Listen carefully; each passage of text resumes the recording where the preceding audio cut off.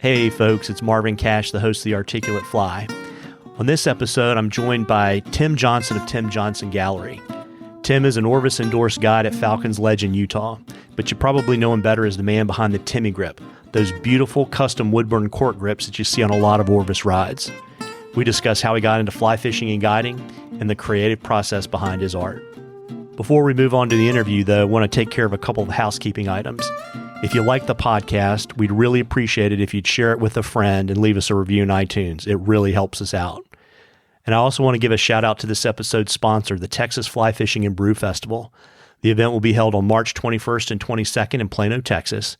And if you visit www.txflyfishingfestival.org or our events page, you can get all the latest information. Now, on to the interview. Well, Tim, welcome to The Articulate Fly. Thank you, Marvin. It's a pleasure to be here telephonically. Absolutely. I really enjoyed meeting you in Denver in October at IFTD, and I've been looking forward to this interview for quite a while. And one of the things that we have as a tradition on The Articulate Fly is I always ask my guests to share their earliest fishing memory. Well, my earliest fishing memory is probably, I'm not even sure where I was, somewhere probably in northern Arizona. I grew up in the desert in Arizona, and I remember being up in the mountains and trying to catch trout, and my mom knew nothing about fishing, and she tried to help me catch trout as well.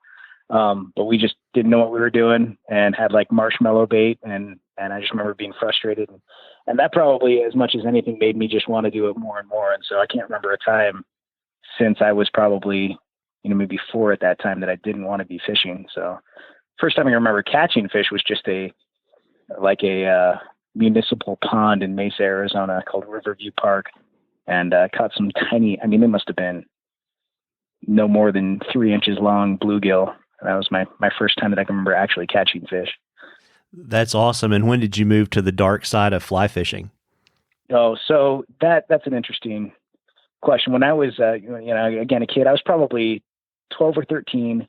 My next door neighbor moved out, and the gentleman who moved in was divorced, and so his son was with him every other weekend or so. And when one weekend his son was there, and I saw him on his lawn, the son, who's probably 16, a guy named Eric Shoemaker, and he was casting a fly rod on his lawn. And I'd never seen fly fishing before. I didn't know what it was, but I knew it was fishing. And I was like, I don't know what that is, but that's me. That's what I'm going to be doing. So I went over and totally just kind of, like a strange, awkward little kid, forced myself in there and got him to teach me how to cast. And he kind of brought me up and taught me the ways. That's awesome. And as you continued on your fly fishing journey, who are some of the folks that mentored you? Well, Eric Shoemaker was the first one. He got me into it and let me use his rod to get started, which I actually lost in the Provo River. I hooked a very big fish, almost drowned, filled my waders and lost his rod. But so I have to give a lot of credit to him. And after that, when I came up to Utah for school, and up there ran into many, many more fly fishing. It was a rarity down in Arizona, but up in Utah, quite a few more people. So guys like one of my first and best fishing friends in Utah is Grant Bench. He goes by the Fly Ninja on Instagram and Facebook. He's an amazing fly tyer, an amazing fisherman. He got me into guiding more and helped me really develop skills. All the guides out at Falcons Ledge where I guide, some amazing skilled fly fishermen and fly tyers. They help me, further develop, and just kind of getting into the network of people here in the state of Utah who are very serious about it. Help me learn a lot in the ways of tying, of fishing, finding new areas, new techniques. Getting connected with the folks at Orvis has kind of expanded me into understanding fly fishing internationally more than I would have. So, there's too many people to name, but those are, a few of the connections that got me started into really kind of expanding. Yeah, that's awesome. Do you remember when you got the guide bug and you're like, I want to be a fishing guide? Well, yeah, when I was, as soon as I started fly fishing, when I realized immediately that this is something that I was going to do. When I was standing on the lawn, casting that fly rod and Eric telling me when I was improving and when I was regressing and thinking this is something I want to master. And then I, wanted to know, well, who are experts at this? Who is the authority on fly fishing?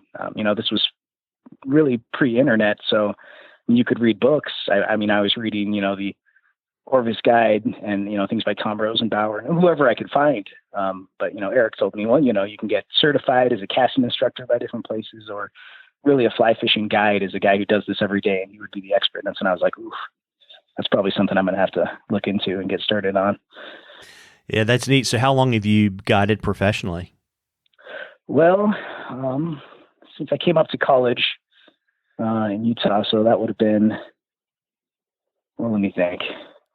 I probably didn't actually get started guiding until about 2005 or so. So it's coming up on 15 years. Yeah, that's awesome. And when did you become interested in art? Well, these are two things that have always been in my life, art and fishing. And I think when you love something as much as I love either of those, it permeates everything in your life. There was never a time that I didn't want to fish, like I already mentioned, but there was never a time that I wasn't drawing. I have what I would probably look in retrospect and say I had probably ADHD when I was a kid. I was never diagnosed with that. I was really smart, so I did well enough in school, even though I couldn't keep track of homework and stay focused on a lot of things. But when I was drawing, I just had a pencil in my hand, and if I was doodling, then I could pay attention to whatever. I would absorb whatever is going on around me. If my hand was moving, my eyes were on a page, and I was creating something. So it didn't matter if it was school or if it was, sitting through church. And even now, I go to clinical meetings or treatment team meetings, therapy meetings, and I still doodle. I'm still drawing. I'm still creating artwork even during those meetings. And it's great because all of my colleagues know that this is a coping mechanism for ADHD. It makes Tim more effective. And so they're very supportive of it. But like I said, when you have two things like that you are very into and they're kind of immersive in your life, they're going to grow together. So drawing fish has just been something that I've done for as long as I can remember. Getting started and actually trying to create art that people would want to buy, that probably didn't start until, I'd say around the time I started guiding, probably 2005. But, even before that, when I was a little kid, that, my sensei, my original fly fishing instructor, Eric, that neighbor, he worked at a fly shop and he found a steelhead that I had just kind of drawn, and I wasn't planning on doing anything with it, but he took it to that fly shop and it became the cover of their Christmas catalog that they sent out. So that was kind of the first time I was like, oh, people dig this. They think I'm good. So. Yeah, that's super cool. And so are you self-taught or did you take some formal training, some part along your journey? And it depends on what you mean by formal training. Most of it is self-taught. But the first paintings that I did, that I have done, well, almost all of them are watercolor. I've done literally, I think, one oil painting ever, and I love it. I think it's great, and I should do more of it. But in terms of watercolor, my mom painted watercolors. She never really taught me formally, but we painted together sometimes, and I just kind of figured out how to do it as I went along. And I think as a result of that, I don't do it necessarily the way other people paint watercolors. And people will tell me that they don't look like watercolors, the paintings that I make. And that's probably because I'm not using all of the same techniques that is most common with that medium. I'm just kind of trying to figure it out as I go. And I think that's for me, it's a great way to do it. I don't have a lot of preconceived notions when I go into the artwork, and I have to kind of discover it. But that said, I took an opportunity while I was in college, to take a beginning watercolor class. I took a beginning drawing class while I was there too. And so a lot of the fundamentals I learned at that point, but most of it is just kind of a path of discovery, trial and error to figure out how to create things that I think, at least to my eye, look good. Very neat. In addition to your mother, who are some other folks that influenced your artwork? So back in the day, there weren't a lot of fishing artists per se.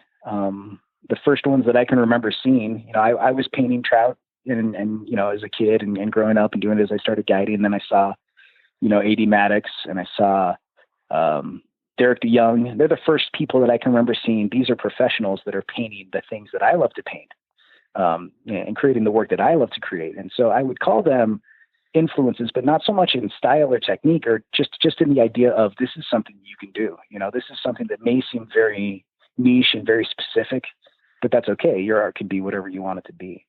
So I wouldn't say that my artwork or my style reflects them in terms of execution. I mean, for the most part, they're working in oil and I'm working in watercolor or, pyrography now. but the influence in terms of just kind of the inspiration to go get it, to go do it, to try to bring it to a professional level from a just for fun level. They were the inspiration in that respect. And now I look, we have all kinds of wonderful artists. And I'm working with a group right now, actually, on kind of a cool project. Probably most people don't know about this, but there's several artists that we've kind of gotten together and decided we're going to paint the same image. I have this brown trout photo from here in Utah that was just a beautiful fish with a little water dripping off of its chin, and it was a cool image, and I posted it on Facebook. And I don't know if you know who Trevor Hawkins is. He's a great watercolor artist from Australia. He does a lot of digital artwork now, actually, on like iPad art. And one of his fans commented on my post and said, "Hey, Trevor," and linked him and said, "You should paint this fish." And the commenter didn't know that I'm an artist also. And I said, maybe I'll go ahead and paint it, kind of sarcastically. And Trevor kind of had a laugh at that. And then I thought, we should both paint this. And so just kind of got this idea that, we'll take the same image. I'll paint it. Trevor will paint it. We got a bunch of other artists, Ryan Keene. I'm going to forget people, Andrea Larco and Ismael Santos, a bunch of great watercolor, oil painting, all different media, everybody doing it in their own style, but of the same fish image as our source, as our inspiration. And so we're going to have a bunch of different artists who have done that same thing. I think it's going to come out really cool. So this is a super long answer to your question, but I guess that's a long roundabout way of saying, I think at some point, everything that you see and everything that you experience and all of the people that you come in contact with and enjoy their art will have some effect on the way that you go about your own creative process. And I'm happy to list, a huge pool of great fish artists nowadays, whereas when we were getting started, it was only a couple maybe that would have been known. Yeah, that's really neat. And you mentioned that, watercolors are your preferred medium. How did you arrive at that preference? I arrived at it because my mom bought them for me for my birthday. If she had bought me something else, I'm sure that would have been what I started with. But she loved to paint with watercolors, and if you're a parent, you love to help your kids find things that they love in their lives, and there's no easier way to do that than to introduce them to something that you love. I mean, I'm teaching my kids how to do art and all different kinds of media. I'm teaching them how to fly fish, and it makes sense to me that she introduced me to watercolor. The reason that I've stuck with it, I think, now that I've even done an oil painting, and I want to do more oil paintings, I think it comes back a little bit to that innate ADHD. I can go into work on a watercolor and it can be finished in the time that it takes water to evaporate, which is not a lot of time. Whereas an oil painting, you put down a layer and you build it up, and then you have to let that oil dry, and can be a very long process, and it's frustrating to me to have to wait. So I think it's more conducive to that impatience that I have, and burning artwork is even more so. I mean, it's instant. It's almost too instant. It's really easy to make a irreparable mistake if you're not careful. But I take the risk of permanent damage. The intensity of that is a fair trade-off for me to be able to have instant gratification in my artwork rather than having to wait for the process to develop over time. Very neat. And if, as you look back over your art career, how do you think your style has evolved? Well, I think my technical proficiency has improved as like I said, it's kind of been a process of self-discovery, figuring out how to do these things that I want to do in my head. And so as I become more, technically able to do and translate what I want onto the paper, that's been its own evolution. And then there's things that I'll catch on to that I just get really into right now. When I say right now, because it's been years, I really like the idea of reflected light on fish. I like that transference of the feel of wetness. There's nothing more disturbing to a fly fisherman, I think, than seeing a really beautiful fish that's dry, that has dirt stuck on it, or a leaf or something like that. We want them to be wet. We want them to be in the environment that they're from. And so that's something that I've been very into and trying to translate into my watercolors now. And then there's something to be said for the response that you get from others, especially if you're trying to do this art thing in a professional capacity. You get feedback from the people who like your art, and some of them are giving you that feedback in terms of dollars, which allows you to keep focusing time and effort on it. So when people give me tremendous feedback for the Timmy grips that I'm burning, and I feel compelled to do more of that, and that's great, to kind of have this interactive relationship with your community, with your audience, with your friends. Yeah, that's really neat. And, we talked about kind of this intersection of, fishing and art for you. Can you talk a little bit more about how that inspires you to create pieces of art and gives you ideas? Sure. I've said to a lot of people before, friends and other artists, that I don't really understand a thing until I've tried to draw the thing. And then when I've drawn it, I will remember details about it. I'll remember and understand its structure and the way that it functions in ways that I wouldn't have ever discovered if I hadn't gone through the process of trying to understand it well enough to draw it, and then try to draw it from memory. And then that shows me that I actually understand and remember this thing's structure and function. And so when I am fishing, I see fish and I look at them. I'm sure everybody admires their catch, and I don't know if I'm unique, right? I'm sure everybody has, things a little bit differently, but when I see fish, I feel like I see things in it that other people might not see if they weren't looking for what I'm looking for, to see what is making this fish a fish. What is the same between this brown trout and another brown trout, and what is different with this one? What shocks me and stands out?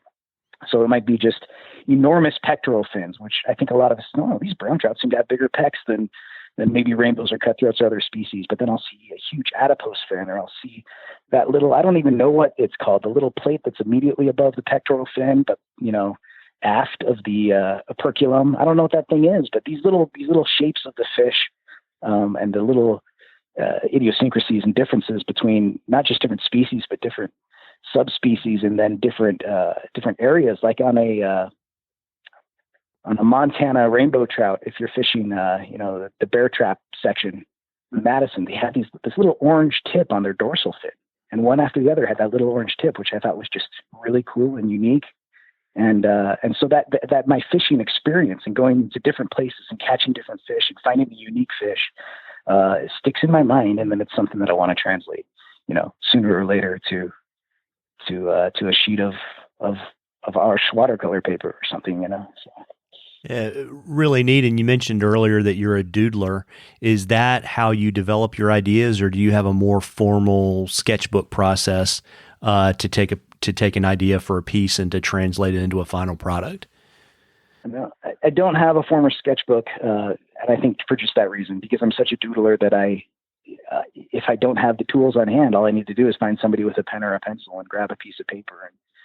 And when we talked about being an artist, or at least drawing my whole life, maybe 50% of the time as a kid was just asking my mom for a pen from her purse and seeing if she could find a loose receipt or something, and drawing on the back of it, on a 2-inch by 4-inch receipt. And to some degree, I think that continues with me. I don't have a very formal process in terms of, it's just constantly occurring. I'm just finding something to draw on, and then I draw it. And I think that's kind of contributed to new creations. I think that contributed to developing, pyrography and CB grips is just another thing that I can put artwork on. Right now, I was drawing in church the other day, and I was drawing a mayfly and looking at the mayfly wings and seeing the segmentation in them and the kind of the paneling almost of those segments, and immediately felt like, I have to learn how to do stained glass now, because there's something about a mayfly wing that's going to be translated in stained glass. It's not going to be translated in any other way. So that's a project that's in my head that I have to do, So there's no formal process. There's nothing that I've set down. I think my mind's just a little too scattered to make that happen. It's a little more organic. Got it. And do you prefer to paint every day, or do you kind of set aside periods of time where you sort of sprint to create your pieces?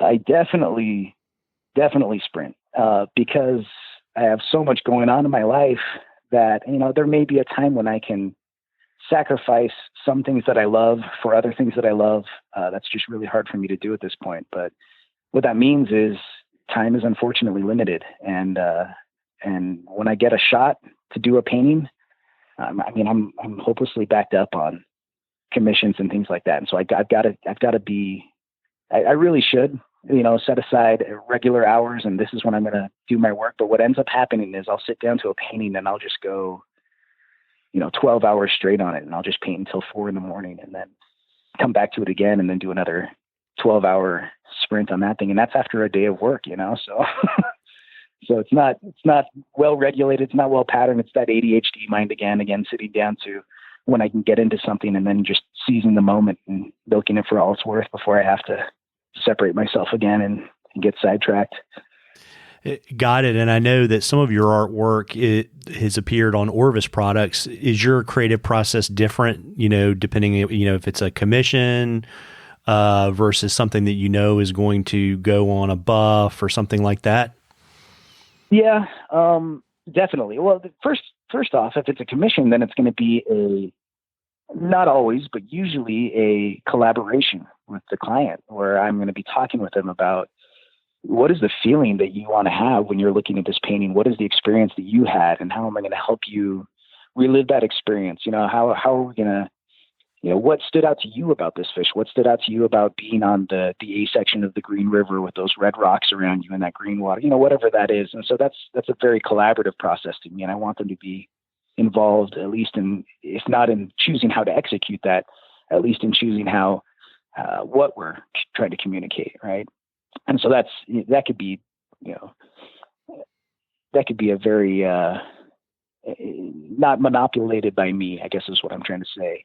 And so I'm much more open. When we're doing something for Orvis, the fact of the matter has been, they've not been very specific or controlling about anything that they've had from me in terms of request. What it usually has been is I'll come up with something that I think is cool.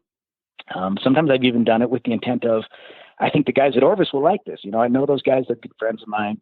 Sean Combs is one of the guys who's really in charge of product development. I'll be like, I start drawing doodling a monochrome green drake, mayfly, and drawing it thinking Sean would super dig this. I'm going to do this. I'm going to do a stonefly. And then I do it. And then I tag him on an Instagram post and, put his name on there and get his attention and know that that's going to be something he's into.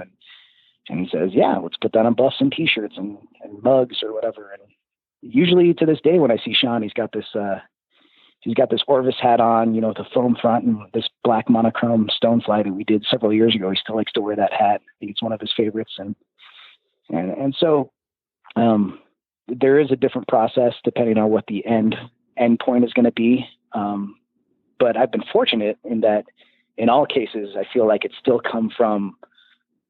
gets to come from what I want to make, what I feel like making, whether that's a black and white bug or if it's a multicolored, watercolor painting. Get to have that creativity. Yeah, that's neat. And in terms of solving artistic problems, do you have a group of artists that you like to bounce things off of, or do you just kind of prefer to grind things out on your own? I guess I have to say I am more of a grinder in terms of figuring stuff out on my own. And that's probably not wise. I should be reaching out to people more. I love a lot of the artists I've gotten to know better. I've seen them at shows, developed relationships with them, and I probably should reach out more than I do. But part of it is probably, I don't know, a little bit of pridefulness, and I want to be able to figure things out, and I want to discover it on my own. And the other part is that as much as I love collaborating with others and seeing what they do and getting influence from them indirectly, I do want to continue my own kind of pathway of figuring out things and developing my own style. So I've always been a little bit hesitant to, take a higher level class or learn too much from any one individual, with the fear that I'd become somebody who's reliant on replicating rather than creating, if that makes sense. No, that makes a lot of sense. And, when you're painting, do you prefer to work on one piece at a time, or do you kind of have 3 or 4 things going when you're painting? When I'm painting, I almost always work on one thing at a time. And I just go from one end to the other on it, taking as many hours as I can get and then pushing through until it's done. If I were to do more oil painting, my strategy would change, because during that time when I'm waiting for it to dry, I feel like I'd have to be doing something else if I was still in that mode where I could be painting. And so having several oil paintings going on at the same time might be that solution for me. So this answer might change, if you talk to me a year from now, but for now, when it's mostly watercolor and burning stuff, it's definitely start to finish cranking on something. Got it. And talking about burning stuff, for folks that don't know, tell us a little bit about what a Timmy grip is, and tell us kind of how the idea for Timmy Grips came about. Sure. So really started my first time ever getting to go to Alaska. I have 5 older brothers, and one of them has been a fly fisherman. He started fly fishing just shortly after I did. And now I've got another brother who has been getting into it more and more. And this was back when he was kind of starting out. He offered to take me to Alaska, basically pay for everything to go fish out of Glacier Bay on the Bartlett River, catch silver salmon. And it's going to be an awesome trip. And I really couldn't afford it at the time. And so he was so gracious. I wanted to repay him. And what I did is I ended up getting him a fly rod identical to mine. I had the original, Helios fly rod, 9-foot 8 weight, and I got him the same rod. And I realized our rods are exactly the same. How are we going to tell them apart? And I was getting ready to head out, and my dad's soldering iron was out. He likes to do, fidget with electrical stuff, and I said, I could burn his name into it. And so I was, figured I could, if you can personalize a rod blank, you might as well put their name on the cork. Yeah, I couldn't do the rod blank; it had already been sealed, but I could burn something into the cork. And then I thought, my brother's a little bit of a Lord of the Rings nerd. He kind of liked the idea of a named sword like they have in the Lord of the Rings series, like Sting, or I don't remember the name of the other ones, but like he would probably like a named fly rod. So I asked him, I said, Dave, if you were going to have your fly rod be a named rod, what would its name be? Just kind of hypothetically as he's getting this new fly rod. And I can't remember what it was. He told me what it was. And so I said, that name, and I burned in the top, whatever is my name. And then I put at the bottom, I am the salmon's bane, put this total nerdy Lord of the Rings quote thing on there, the salmon's bane. And he just thought it was so cool. And I was like, well, if I can burn words into this, I can burn anything into this. And so I burned, a silver salmon into it. And that was, kind of the first Timmy grip was just the idea of, another one of those things where if I can create art on something, then I will create art on something. And as soon as I realize that, cork burns and I have a tool in my hands that can burn it, I'll go ahead and take this nice fly rod and hopefully not destroy it, hopefully make it better, but just start burning art into it. And it worked out really well. And so I got home and did it to all my rods and, made sure that I was getting better and better at it, and then realized it was pretty good, and then offered it to my guide buddies. We all fish our rods harder than anybody. So I figured this will be a great proof of concept. If I can burn it with these and it holds up well, then we'll know it's good. And then finally, 2 or 3 years, I can't remember how many after that, is when I first offered it to other people as something I would do for their rods. I mean, there's a difference between risking art on a piece of paper versus risking art on a, somebody's $900 favorite fly rod, a little higher stake. So I wanted to make sure I was doing a pretty good job before I started taking that on. No, absolutely. That's a really neat story. And so if we fast forward to today, how many Timmy grips do you think you do in the average year? That is a good question. And it's a hard one to answer because it's been significantly more every year. I've at least doubled every year. I don't think I'm going to be able to double this year because of the project I did with Orvis last year. We made that limited edition series of Helios 3 rods, and there were 500 of them. So I did 500 grips just for Orvis last year, and it's a lot of time and work. So I don't know if I would even be able to beat that this year. But in terms of individual orders from people who are just sending me their rods for a commission, I have more in this January than I did probably in any individual month before. So it just keeps growing and growing. I do more grips than anything else combined at this point in terms of artwork. Yeah, that's really neat. And, we've mentioned kind of throughout this interview, Orvis. Talk to me a little bit about how that relationship started. Sure. So I was a guide here in Utah, and shortly after I started guiding. I mentioned Grant Bench. He got me in contact with Spencer Higa, who, if you've heard of Higa's SOS, he's the creator of that fly, and he's the head guide at Falcons Ledge here in Utah. And they brought me out for. If you'll indulge a little guide story, I'll tell you about my first trip out of Falcons Ledge. Yeah, absolutely. Is that all right? Yeah. So I go out to Falcons Ledge.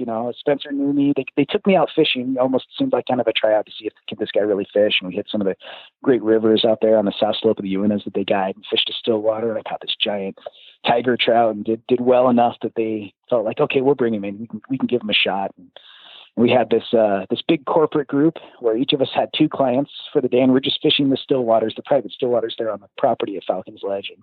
And my 2 guys, I was going to work so hard for them. I was just going to make sure they caught big fish, and they both did. They both caught fish over 20 inches before lunch. And so I just felt awesome. I was like, oh, they did great. And everybody else decided they were done after lunch, except for my 2 guys, who caught these 20 inches. I'm like, oh, sweet. I totally proved to myself. And so as we're fishing after lunch, my buddy Grant said, hey, Tim, you take one of them and I'll take the other, and we'll just guide them one-on-one. I was like, oh, that sounds great. So we go up to this pond, and they're catching a lot of fish, and they start having a competition with each other, right? They're keeping track of numbers. And so I want to help my guy win. So I rig up a second rod. He's fishing a chironomid under an indicator. So I rig up a rod with a streamer and want to switch off, or maybe it was vice versa. I can't remember, but I go to hand him the other rod, and he says, oh no, Tim, I don't want to fish with your rod. And I said, no, it's fine. Please. And he goes, no, I only want to catch fish on my rod. I'm like, well, if that's what you want to do, that's fine. So I set it over against this bush, and he's like, but you fish it, Tim, you fish it. I was like, oh no, I can't do that. And he said, no, go ahead. And I went, no. Anyway, Grant's client convinces him to start fishing, and when every fish that Grant catches, he counts toward his total. And so my client's like, well, now my buddy's going to beat me because this guy's doing what he's asking him to. Pick up that rod and fish. So I did finally. I throw in, and of course, the first fish I hook is like a 23 or 24 inch fish. And I just land it as fast as I can and unhook it, and send it back in the water, and everybody's like, oh, that was a big fish, and I'm super embarrassed. So I just go over at the inlet where I know there's a bunch of little brook trout and catch like a ton of little brook trout just to get his numbers up, and then I break off my fly and just fake like I'm fishing after that, right? And when I'm walking by the guide shop afterwards, the pro shop, I hear them in there talking to Spencer, the head guide, after my first day of guiding. And what I hear is, oh yeah, it was a great day. Of course, Tim caught the biggest fish. And I see Spencer look over at me passing the door, and I'm just like, I have to run and hide. And she gives me the head shake, and I have to get the talking to after that. You never fish with the clients, So that was my first experience guiding, and it was horribly embarrassing, but I redeemed myself after that. They're some of the best guides I've ever met, let alone worked with, up there at Falcons Ledge. They've been great. But that was a very long story to tell you. Falcons Ledge is how I first got in contact with Orvis, because it's an Orvis endorsed lodge. And so we had, Tom Rosenbauer and some of the Orvis crew, Sean Brillian when he was there as a product developer, and Tim Dotton, and just a bunch of those guys come out and fish with us. And so we just guide them for a day, as we're out there fishing, and take them to some of our favorite spots, kind of developed relationships with them. And then, then I'd see them every time we had the Orvis Guide Rendezvous. I'd make it a point just as kind of a friendly extension of love, but also as kind of a private joke between us. I'd always go to Tom Rosenbauer and be like, hey, Tom, you've got to sign my hat, And so I'd take my Orvis endorsed guide hat, whatever they gave us that year, and make him sign it. And now Tom returns the favor by making me sign a hat if Orvis produces one with my artwork. So they're just really good guys at that organization, and getting to fish with somebody is the best way to get to know somebody. So having spent some time on the water helped us, get to know each other and develop some relationships. And then, once you've made contact and they like your artwork, then it's an easy transition to setting up an arrangement that works for both of us. Very neat. And, I have a similar question I ask all of my artist guests and guide guests too, but I'll pick artist over guide. For you, what's the biggest misconception you think folks have about artists and their art? Oh, biggest misconceptions about artists and their art. I think probably, here's what I think. So and maybe the listeners don't know, I do therapy as well. I work with kids on the autism spectrum, what we used to call Asperger's, very high functioning kids. And we have a saying when we're working with kids who have Asperger's or high functioning autism. What we used to say is, if you've met one kid, with Asperger's, you've met one kid with Asperger's, right?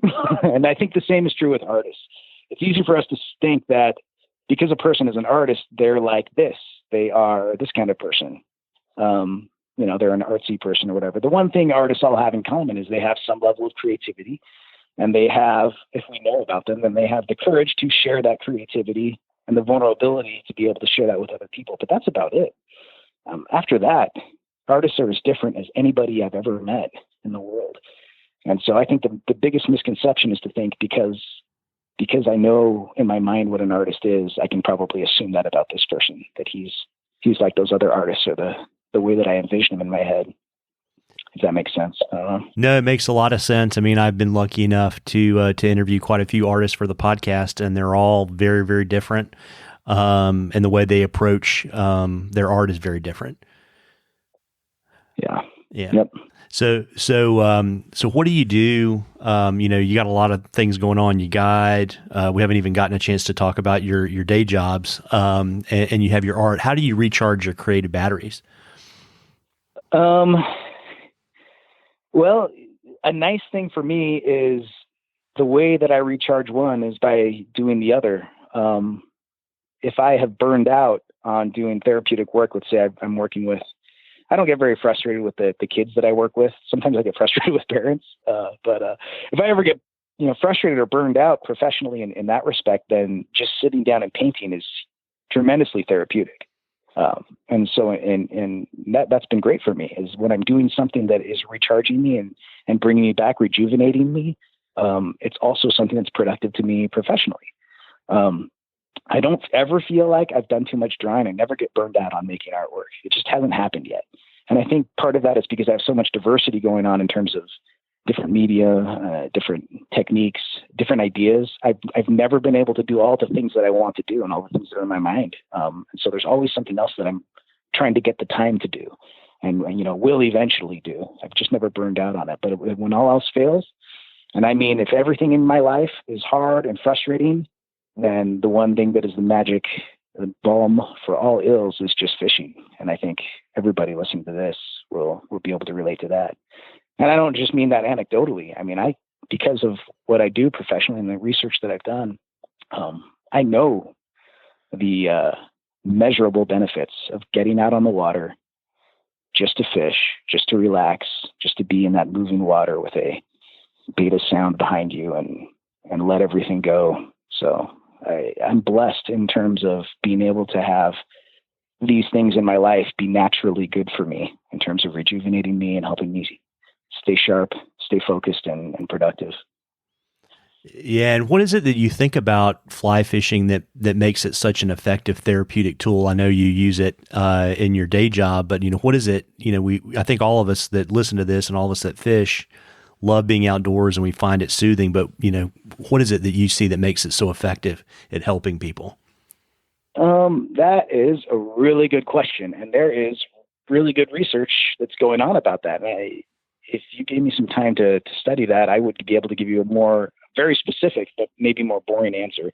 I mean, we know that we can measure, we can take saliva samples and measure serotonin versus cortisol levels of what's going on in your brain before, during, and after fly fishing, and see that you become more calm, right? So we know that it happens. What is it that makes it happen? That's a harder question to answer. I think a lot of it, for a lot of people, has to do with mindfulness. And that's the idea of just being able to be present in what you're doing now, rather than having anxiety forecasting what you're going to have to do in the future. What am I going to have to do for work tomorrow? What's going on with my kids? And is one of them struggling in school, or any of the stressors that might be in your life? But just instead being able to be standing in a river, feeling the pressure of the water on you, feeling the motion of the fly cast, smelling what is around you, the different plants that are blooming, touching the cold water, watching that fly drift softly over the surface, or trying to understand what's going on under the surface, with a nymph. It's so engaging, and it's engaging in such a peaceful way that you get all of that benefit of being present in the moment in a way that is just comforting, that is just like a big hug from nature, as you're immersing yourself, using all of your senses into this thing that just grounds you and connects you with earth and with your present moment, rather than focusing on all the other things that could be going on in your life and that could otherwise be, kind of destroying you from the inside out. And if humans can get just a little bit of that, and on a regular basis, kind of that core activity to rejuvenate, I think it does tremendous things for not just mental health, but physical health. And I think those things are, inseparably connected anyway. But so I guess my answer to you is, I don't know. We might be able to find out eventually, but there's something. And I think it has a lot to do with that just kind of mindfulness and being present. Yeah, well, I really like your answer, and I mean, a lot of that is certainly why I fish. Can you tell us a little bit more about, I know that you teach at BYU and that you're a recreational therapist. Tell us a little bit about what that looks like for you on a day-to-day basis.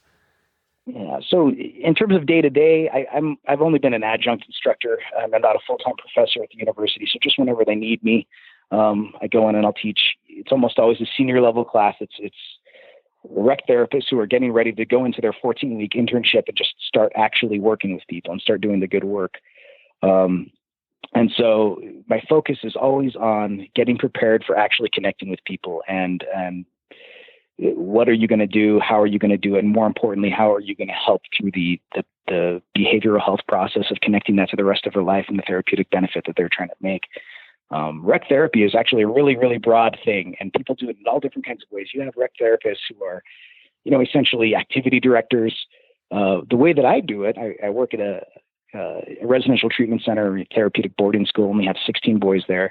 And all of them have some kind of learning difference. Most of them are either high functioning on the autism spectrum, or they have autism-like symptoms that make learning and life in general more difficult for them.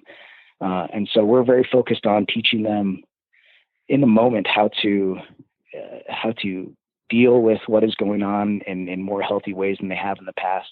And the beauty of recreation therapy, the beauty of experiential therapy, Marvin, is that I could sit down with these 16 boys and I could say, today I'm going to teach you about anxiety and your coping mechanisms for it. And I could have them all tell me their coping mechanisms. And for 4 of the boys or 5 of them, anxiety is the number one thing for them. But for another one, it's frustrations with nonverbal learning disorders or, different things. But when we go out and we do something experientially together, and sometimes it's fly fishing or something that's nice like that. And sometimes it's something that's intentionally stressful, like rock climbing, or sometimes it's just me arbitrarily creating a challenge for them that they have to use communication and all of their skills to overcome. When they do something experiential like that, for the person whose biggest problem is anxiety, that is about anxiety, and that's what he's experiencing. For the person who just has huge trouble with being in close physical proximity to people, that's his biggest stressor at that moment. So for each of those 16 boys, they're experiencing the most important and most difficult thing for them. And when we process it afterwards, and when we're talking about it afterwards and working through it afterwards, it focused specifically on what they needed to work on in a real sense, to where they can say in a sit down therapy group, they could say, well, these are my strategies. These are my coping skills for dealing with anxiety. And they work. But in that moment, I can say, did they work? What did the other 15 people feel about how you interacted with them? And was it really working? And they're getting feedback, not from me, but from their peers. And we make real change in a real concrete way that they can understand. And there's doing therapy in an experiential way like that is just not something that I think you can replicate nearly as effectively with just CBT or DBT or just communication. I think you have to kind of get down to the nitty gritty and have them actually experiencing it for it to become real. I think that's really beneficial for certain populations. Wow, that's really special. And, you've got so many things going on in your life. You're a guide, you're an artist, you're an adjunct professor, you're a recreational therapist. What's your trick for keeping it all straight? So I don't keep it all straight very well, to be super honest with you. In behavioral health, we call that skill executive functioning, being able to understand your tasks, lay it all out, keep track of everything. And that's not something I'm naturally good at. My dad was amazing at that. He was chief of medicine at 2 different hospitals. He ran a publicly traded corporation. Eventually, he was an extremely organized and brilliant man. My mom, the watercolor artist, not so. She would not be on time anywhere. And unfortunately, I think I got a lot of her genes in terms of that organization. So really, it's just been trying to overcome my natural inclination to not be organized, to just try to use talent, skill, and a lot of energy to make everything work. And so far, it's been pretty good, but I'm sure I could be a lot better. We talked a little bit about your project where you have a group of artists all painting the same subject. Are there any other projects that you're working on that you want to share with our listeners? Well, that one's going to be really cool. I think people are going to be. We talked about how different artists are. I think that's going to put that into clear focus. We all know that everybody has their own distinct style. And I think this is going to make that really clear. So I'm really excited about that. By the way, I didn't mention this. The theory behind that is we'll all have our originals that we get to keep, and we're all going to get a copy or one print of each other's image. It's going to be a very limited edition. I think we're making only 20 prints of each of these. And then we're each going to get a full set of prints that we're going to donate to a charity, that we're going to give to an auction or something like that to benefit something. And so that's really cool, because there's going to be a lot of inherent value in that, limited edition of 20, and then have these different images from these different artists. So I'm very excited about that. I don't know what I can say. I mean, there's some stuff that I don't know if I'm allowed to talk about yet. Let me tell you something that's not certain at all. I just had an email exchange with Sean from Orvis, who loves the grip collaboration we did on those Helios 3 rods. I love it. We both think it's a project that we're very, very proud of. And right now I'm just trying to tantalize him with a little derivation of that same kind of idea that I won't mention specifically, but I'm hopeful that he's going to be sufficiently tantalized that we might have something else coming out via Orvis here in the future. Maybe we'll have some decisions made about that when I get out to the expo in South Carolina next month. We'll have to see. Very neat. Well, that means, folks, you got to watch your Orvis catalogs to see if it comes into being. And you mentioned the expo. Why don't you tell folks a little bit more about that and when it is and what you'll be doing there? Sure. I mean, you probably know more about this than I did. I'm a first timer out here, but it's the Southeastern Wildlife Expo in Charleston, South Carolina, and I've never been. But everybody I've talked to has said it's an amazing event where it's not just one conference hall. It's kind of spread out from what I understand, and there's different venues and it's very wildlife centric, obviously, but from what I've heard, also very art centric. So it's a natural fit for me, and the good people at Orvis are on their dime are flying me out to spend time there, be in the booth. I'll probably be creating some artwork and burning in there, and just kind of get into contact and connect with people who love wildlife, love art, love fly fishing. So I'll be down there in the Orvis booth. I'm not exactly sure even where that will be, but somewhere in Charleston at the Southeastern Wildlife Expo. Yeah, and it's always President's Day weekend, and I'll drop a link to the event in the show notes so people can find out more information. And before I let you go tonight, can you let us know where we can find you on the internet and see more of your work?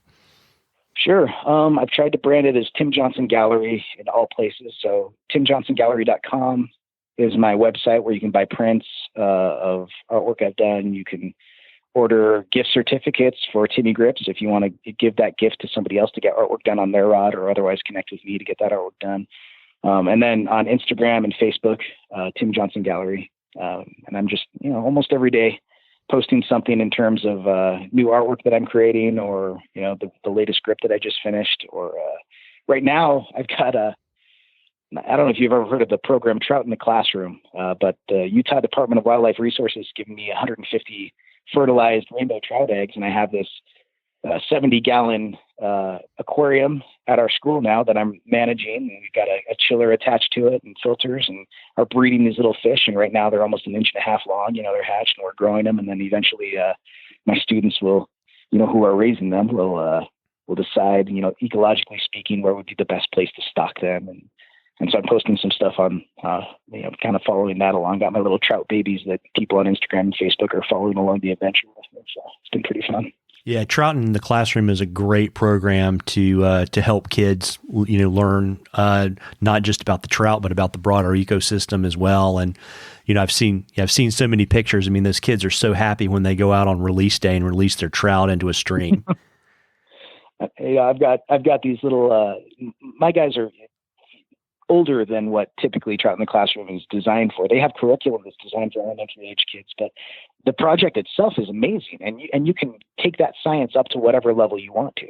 And that's why it's perfect for my guys, because they're all different levels in terms of their scientific ability. So for some of them, it's very basic and kind of, just getting the connection with biology. But I've got one who's kind of one of my main guys in charge of it. He, understanding from literally the chemistry perspective, the breakdown of the food, to ammonia, to nitrite and nitrate, and the whole process of that, and how the bacteria are going to affect that. And he's my manager. He goes and does the chemical testing on the water. And when I come into work, I've got my 3 vials to show me pH and nitrite and and ammonia level. And then he's got his little whiteboard where he's written down, exactly what's going on and how much food has been given to the fish and his calculations on it. It is an awesome program, and it's awesome for any age, but it's probably best designed for that elementary school age. So if anybody out there has a connection to a school, it's definitely something they should look into. So get in contact with troutintheclassroom.org is the website, or Trout Unlimited has been sponsoring it all over the place. So you can get in contact with Trout Unlimited people and see if they'll sponsor you for your school. Yeah, absolutely. And I'll drop a link to all that stuff in the show notes too. And, Tim, I know you're super busy. I really appreciate you taking the time to chat with me this evening. Hey, my pleasure, Marvin. Well, folks, I hope you enjoyed that interview as much as we enjoyed bringing it to you. Again, a shout out to this episode's sponsor, the Texas Fly Fishing and Brew Festival. Again, that event will be held on March 21st and 22nd in Plano, Texas. Remember to check out our event page or www.txflyfishingfestival.org for all the details. And folks, if you like this episode, we'd really appreciate it if you'd share it with a friend and leave us a review in iTunes. Tight lines, everybody.